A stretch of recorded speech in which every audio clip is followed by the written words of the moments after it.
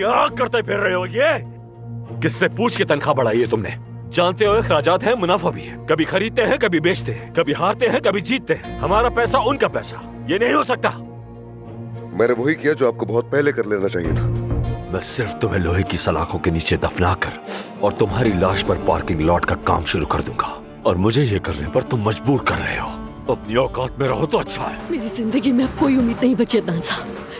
मेरा इंसानियत से भरोसा उठ गया है, लेकिन उमर साहब ने कहा कि मैं आप पे भरोसा कर सकती हूँ। मैंने कुछ भी नहीं किया।